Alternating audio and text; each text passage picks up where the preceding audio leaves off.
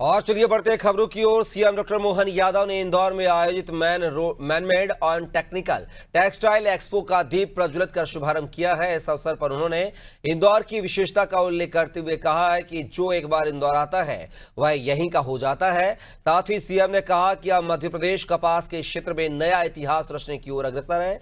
उन्होंने कहा कि प्रदेश की पारदर्शी निवेश नीतियां, कुशल मानव संसाधन और शांतिपूर्ण माहौल निवेशकों के लिए आदर्श वातावरण प्रदान करते हैं।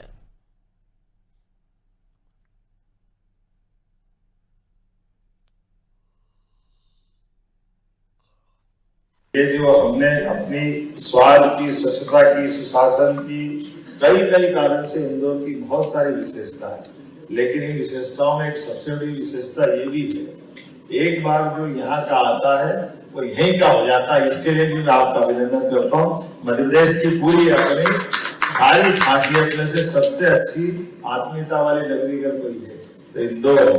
जब मैं आपसे बात कर रहा हूँ तो आज अपने कपास से इतिहास लिखने की तरफ आज मध्य प्रदेश बैठा है। हमारे लिए आज वस्त्रोद्योग में और वस्त्र के लिए जिस प्रकार का समय चल रहा है, जिसमें मैं तो मान के चलता हूँ कि उसमें सबसे बड़ा यश तो यशस्वी प्रधानमंत्री के माध्यम से मिला है। दो रोटी तो सब पाता है, सब घर में खाता है, लेकिन मेरे अपने काम से कई लोगों की जिंदगी बदल जाए, कई लोगों का भला हो जाए, इस पवित्र भाव के आधार पर उद्योगपति अपने व्यवसाय को लेकर चलता है। लेकिन उन व्यवस्थाओं में, उद्योगपति के उस संकल्प में अगर हम अपनी व्यवस्थाओं से सुशासन की तरफ से मदद कर दें तो निश्चित रूप से बदलाव आता है। और इसलिए और आज के दौर में आवश्यक है कि हमारी पारदर्शी नीतियां और उसका भी सार्वजनिक प्रकटीकरण। और इसीलिए मैं अपनी तरफ से हमारे अधिकारियों को बधाई देना चाहूंगा। हमारे अधिकारी भी और हम भी सारे के सारे लोग लगातार इस अभियान के रूप में लगे, एक मिशन मोड में लगे।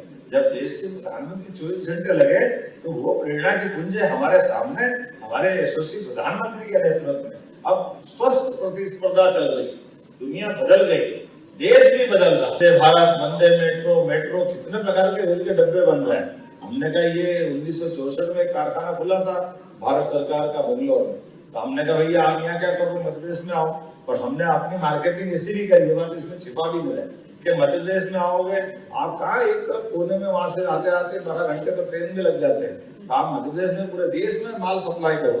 तो ये इतना अच्छा भौगोलिक इलाका है और मध्य प्रदेश के लोग भी इतने अच्छे हैं, सब अपने अपने काम करते, कोई किसी को देखते ही नहीं।